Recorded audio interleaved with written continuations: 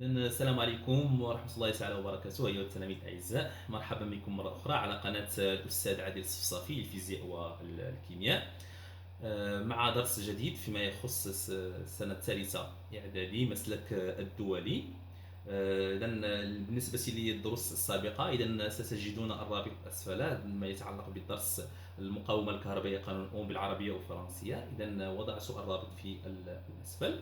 إذا لمن أراد مشاهدة هذه المقاطع وهي مهمة جدا لتتبع لمتابعة بشكل جيد الدرس الذي سنقدمه اليوم إن شاء الله تعالى. إذا donc notre leçon c'est la puissance électrique. Alors, donc avant de commencer la leçon, donc je vais commencer par un petit rappel.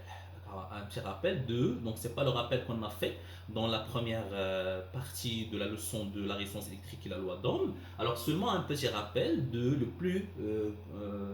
les grandeurs physiques les plus importantes qu'on va utiliser. Alors dans ce qu'on a fait la dernière fois, on a parlé de quoi? On a parlé de l'intensité électrique. Intensité électrique. Alors l'intensité électrique, pardon, alors il est symbolisé par quoi? Alors l'intensité électrique de symbole I, alors on symbolise l'intensité par I. L'unité légale c'est l'ampère de symbole A et l'appareil de mesure c'est 1 ampère mètre. Alors deux symboles normalisés suivants. D'accord? Alors A et K. Donc ça c'est l'ampère mètre. Pour brancher l'ampère mètre, on doit chercher le symbole normalisé. D'accord? Alors aussi on a vu la tension. La tension électrique. Alors la tension électrique, quel est le symbole de la tension électrique? Alors c'est U. L'unité légale c'est le volt, de symbole V, et l'appareil de mesure c'est un volt mètre. Alors le symbole suivant. D'accord. Bon. L'autre grandeur physique qu'on a vue, c'est la résistance électrique.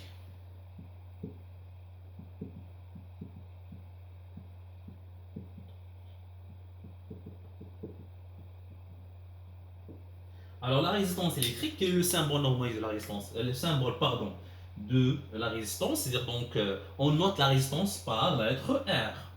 2. Et l'unité légale c'est ohm, de symbole oméga, et alors que l'appareil de mesure c'est un ohm mètre.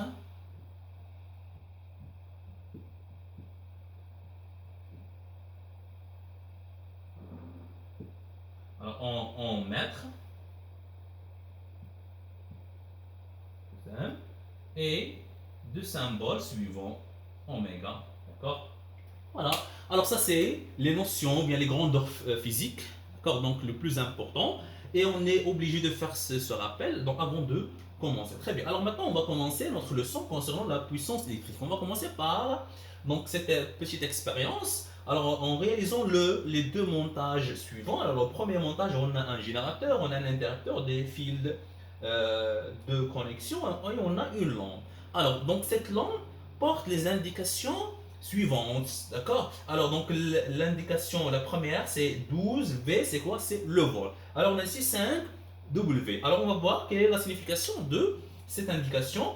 Alors l'autre montage, qu'est-ce qu'on a? Alors on a un générateur, un interrupteur et on a une deuxième lampe qui porte la signification, les indications suivantes. Alors 12 volts et 2 W, d'accord? Bon, alors, donc que peut-on remarquer? Alors, qu'est-ce qu'on remarque? Alors, on remarque que dans le premier montage, l'éclat est fort, c'est-à-dire que la lampe, elle brille fortement. Alors que dans le deuxième montage, l'éclat est faible. Que, ça veut dire quoi? Ça veut dire que la lampe L2 brille, mais d'une manière faible par rapport à la première lampe. D'accord? Bon, alors, quelle est la différence entre la lampe L1 et L2 et pourquoi on a remarqué qu'il y a une différence entre l'éclat de chaque lampe? Alors, comme vous voyez ici, que, alors donc la chose, ou bien le point commun entre la lampe L1 et L2, c'est là, elles ont quoi? Elles ont la même tension, d'accord? Alors, c'est-à-dire donc elles fonctionnent avec la même tension qui est 12 volts, mais la différence entre la lampe L1 et L2, est due à ces deux grandeurs, d'accord? Alors, les deux grandeurs représentent quoi? Représentent la puissance électrique, d'accord? Là, donc 5W et 2W représentent la puissance électrique.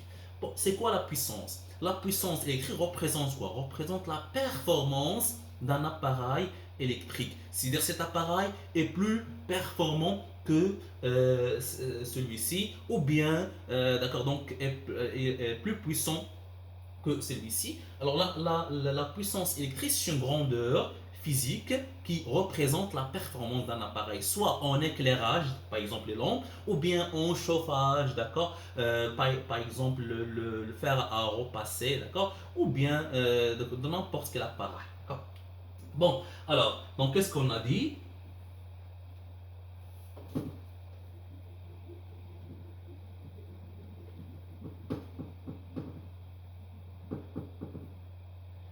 Alors, donc, observation.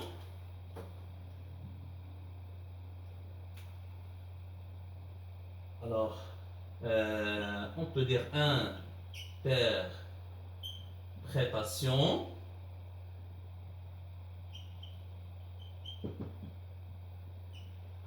Alors, interprétation.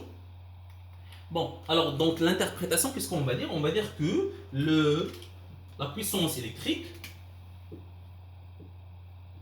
la puissance électrique, c'est quoi? C'est une grandeur physique qui représente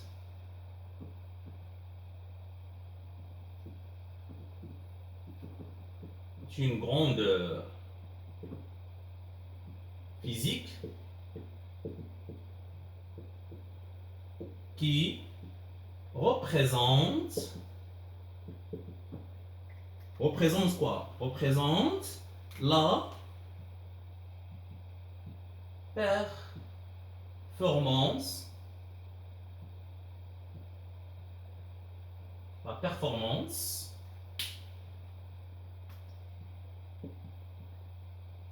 d'un appareil électrique. D'accord? Alors, d'un appareil électrique, soit en éclairage, en chauffage, ça veut dire quoi? Ça veut dire que la lampe L1 est plus performante en éclairage par rapport à la lampe L2.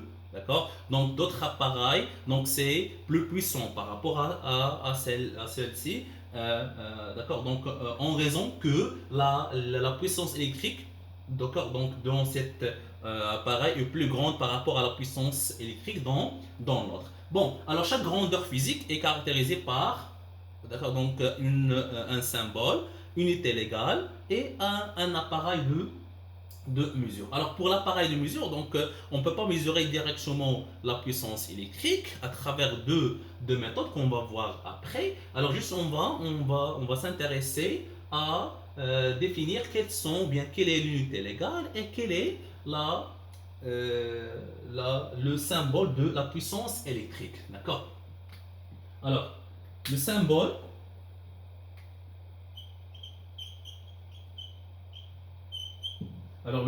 de c'est la lettre P.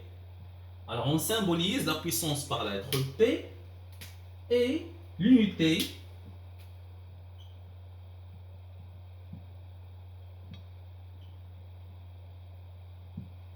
légale est le watt. D'accord? Alors, deux symboles W. Alors, ce qu'on a ici, on dit c'est 2 watts. Alors, 5 watts, d'accord? Donc, 100 watts, 70 watts, 75 watts, d'accord? Alors, on entend plus souvent le mot watt dans la vie quotidienne, d'accord? Donc, déjà, vous connaissez le watt, d'accord? Alors, le watt, c'est l'unité légale de la puissance électrique qui représente la performance d'un appareil électrique. Très bien. Alors, donc ça, ce qui concerne cette partie de la notion de la puissance électrique tout simplement. D'accord? Maintenant, bon, avant de passer à la deuxième partie, alors donc quelles sont l'autre unité légale qu'on peut trouver concernant le watt? Alors on peut avoir par exemple le kilowatt. Kilowatt. Alors 1 kilowatt ça donne combien en watts? Ça donne 1000 watts.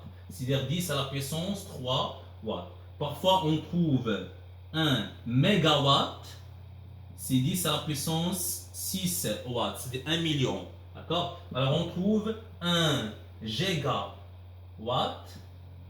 c'est 10 à la puissance 9 watts.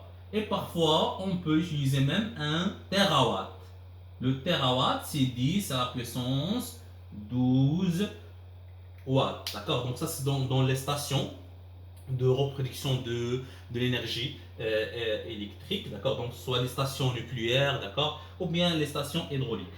Très bien. Alors on peut même avoir, d'accord, donc les sous-multiples. Donc ça, ce qu'on a fait sont les multiples de watts. Les sous-multiples pour avoir par exemple le milliwatt. Milliwatt. 1 milliwatt. Alors lorsque vous trouvez M minuscule, ça veut dire on parle de milliwatts. Alors 1 milliwatt, ça donne 0,001 watts. D'accord? Très bien. Maintenant, on passe à la deuxième partie.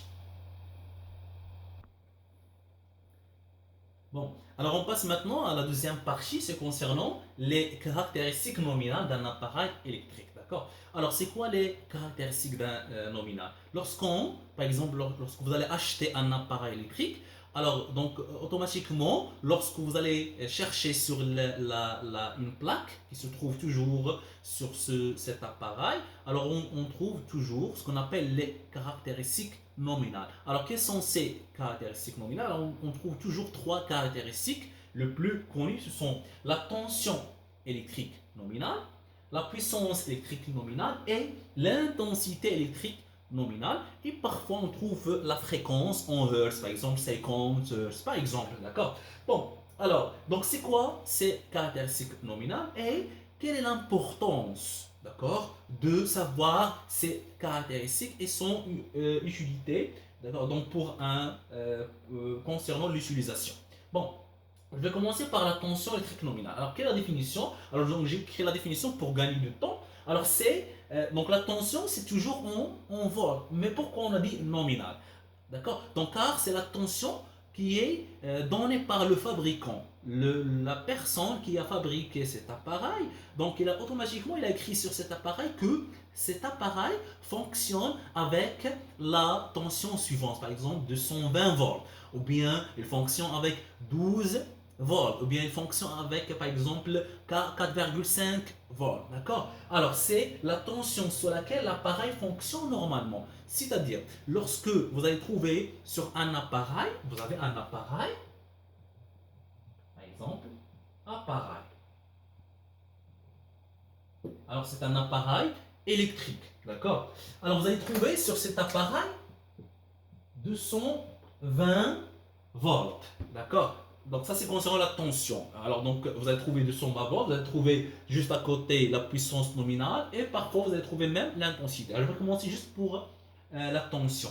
Donc, c'est-à-dire lorsque vous allez trouver sur cet appareil 220 volts indiqué par le fabricant, qu'est-ce que vous allez dire? Vous allez dire que voilà, cet appareil, alors pour fonctionner d'une manière normale, je dois la brancher avec une source, d'accord, alors qui donne une tension, ou bien entre ces bornes, une tension égale à 220 volts. Par exemple, la prise à la maison, on travaille toujours avec une tension 220 jusqu'à 240 volts. C'est-à-dire, vous allez dire, voilà, donc cet appareil va fonctionner normalement sans aucun problème, car lorsque je vais brancher cet appareil avec la prise, alors donc il va fonctionner normalement. D'accord? Si cet appareil, si vous allez trouver par exemple sur la plaque indiquée par le fabricant, vous allez trouver par exemple 12 volts.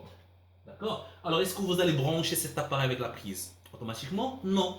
Car donc là, qu'est-ce qu'on a? La prise, entre ces bornes, on a une tension égale à 200 volts. Alors donc on risque d'avoir quoi? D'avoir ce qu'on appelle une surtension. Une surtension, bien une surintensité. Et dans ce cas, on risque d'avoir de détériorer cet appareil, une usure de cet appareil. Dans ce cas, il ne va pas fonctionner d'une manière normale. Ou bien dans le cas contraire, vous avez par exemple un appareil, j'en sais pas, donc un appareil utilisé dans les usines, d'accord, donc qui fonctionne avec par exemple, j'en sais pas, est-ce qu'il y a ce genre, d'accord, d'appareil de 400 volts, je sais pas, donc je pense pas, d'accord, mais un titre d'exemple, 400 volts. Est-ce que vous allez brancher cet appareil avec la prise qui donne 220 volts? Automatiquement, non. Alors, le rendement de cet appareil va être plus faible. C'est-à-dire, donc, il ne va pas fonctionner normalement. Alors, dans quel cas l'appareil fonctionne normalement? Lorsqu'on a une adaptation entre la tension nominale, c'est-à-dire la tension écrite sur cet appareil est donnée par le fabricant, et la tension de la source. La source de quoi? La source d'alimentation.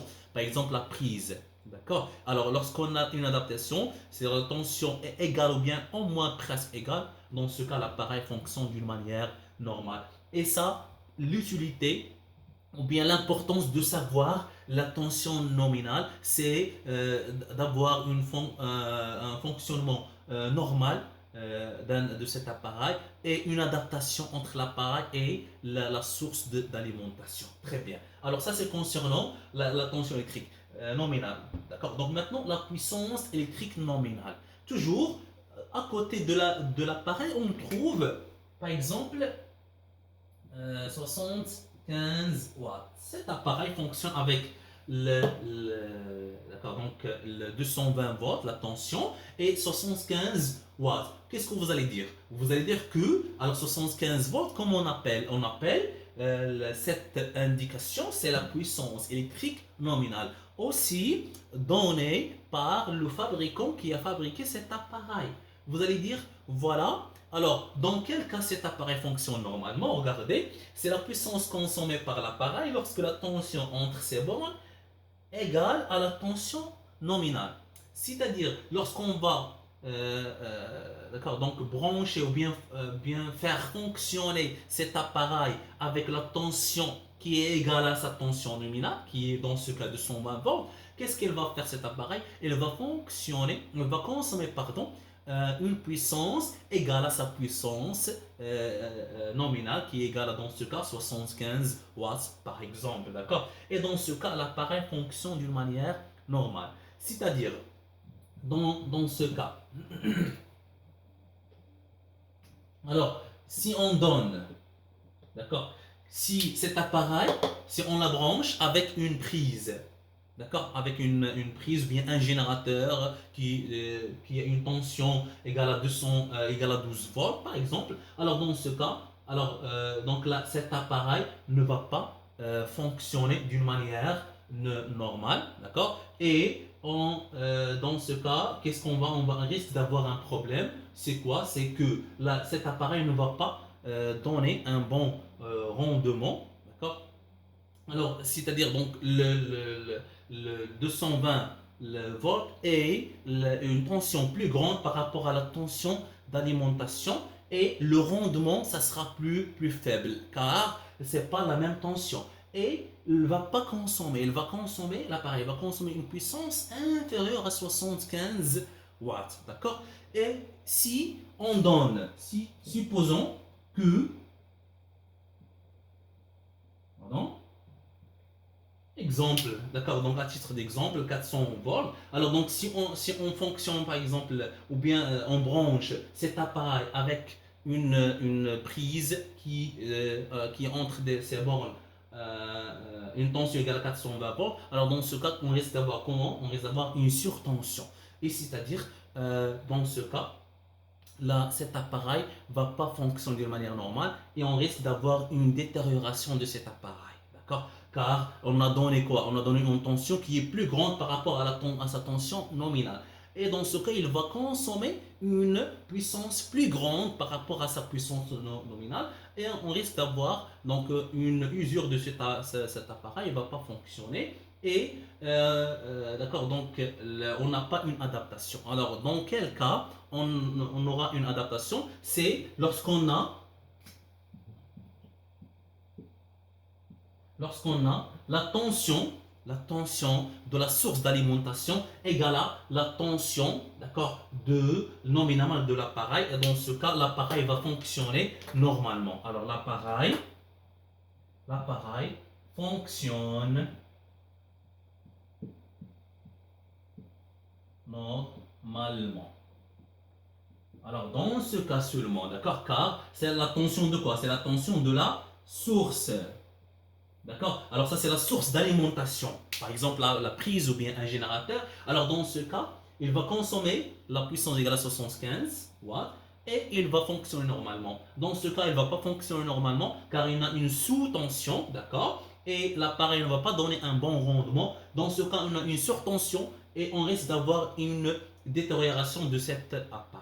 Très bien. Alors ça, c'est l'utilité de savoir la tension nominale et la puissance électrique, d'accord, nominale.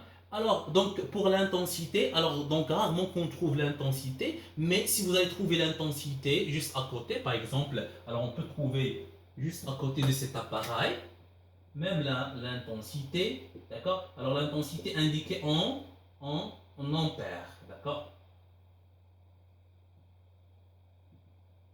Alors, quelle est l'intensité qu'on peut trouver? L'intensité qu'on peut trouver, c'est par exemple 0,34 ampères. D'accord? Bon, alors ça s'appelle comment? Ça s'appelle l'intensité nominale. Quelle est l'utilité de savoir cette intensité? D'abord, quelle est l'intensité nominale? Alors, c'est la valeur de l'intensité qui traverse l'appareil lorsqu'il fonctionne normalement. Et quand est-ce qu'il fonctionne normalement? C'est lorsqu'on branche cet appareil avec une source qui donne une tension égale à cette tension nominale. Toujours, donc la grandeur, la clé de caractéristique nominale, c'est la tension nominale. Si on branche un appareil, d'accord, donc avec une source qui donne une tension égale à sa tension nominale, par exemple cet appareil fonctionne avec 220 volts, alors on a branché avec une source qui donne 220 volts. D'accord? Ou bien cet appareil fonctionne avec seulement 12 volts, je dois la brancher avec un générateur qu'il a entre ses bornes une tension égale à aussi 12 volts. Sinon, si on cherche un générateur qui donne plus que 12 volts ou bien moins que 12 volts, alors donc on n'aura pas une adaptation ou bien un fonctionnement qui est plus normal. Bon, alors, d'autres choses, donc cette chose est plus importante car donc vous allez trouver ça dans les exercices, c'est que parfois, alors donc il vous demande de chercher quels sont les appareils de protection qu'on doit utiliser. Et donc c'est ça le rôle de savoir l'intensité électrique nominale. Parfois à la maison,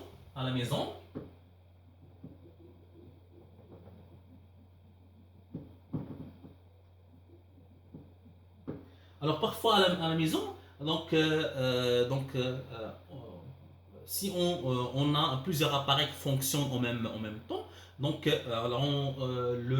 l'interrupteur ou bien le disjoncteur, pardon, alors coupe le courant automatiquement. Et donc dans ce cas, alors on a un problème, d'accord, donc c'est pour éviter un problème par exemple d'incendie, si on a une surtension, et et parfois, alors donc, c'est parmi ces appareils de protection, on a ce qu'on appelle le fusible. Alors le fusible, alors bien en arabe sahira, le fusible, alors c'est un appareil donc utilisé pour protéger les appareils électriques, pour protéger par exemple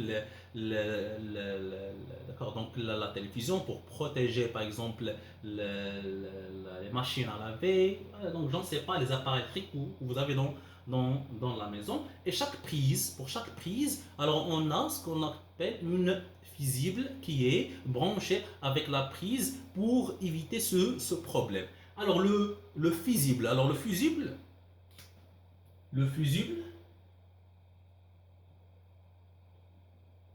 ça c'est le symbole normalisé de fusible.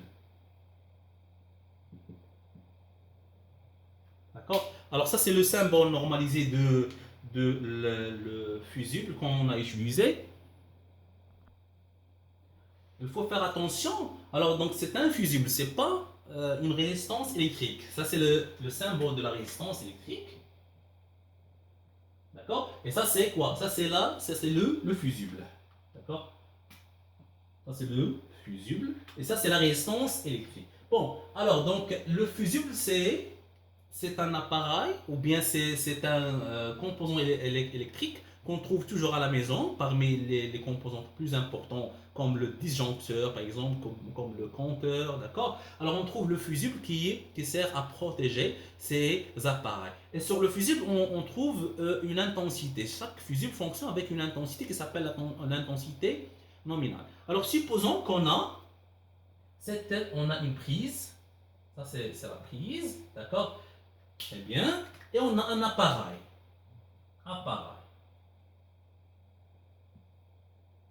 D'accord. Alors cet appareil, on connaît déjà son intensité qui est nominale. Par exemple, cet appareil, pour fonctionner normalement, alors la valeur de l'intensité qui doit traverser cet appareil, c'est par exemple 5 ampères. D'accord, donc 5 ampères. Très bien. Bon, maintenant, la question qui s'oppose, quel est le fusible, d'accord, donc le plus adéquat, d'accord, ou bien le plus convenable qu'on doit le brancher avec, qu'on doit l'utiliser pour bien protéger cet appareil. Alors le fusible utilisé, c'est le fusible qui a une intensité plus grande et proche, légèrement grande, plus grande et plus proche de l'intensité qui traverse l'appareil ou bien l'intensité nominale de cet appareil. C'est-à-dire, si vous demande dans une question, alors choisir parmi les fusibles, par exemple, on a par exemple 15 ampères, on a 7 ampères et on a 2 ampères.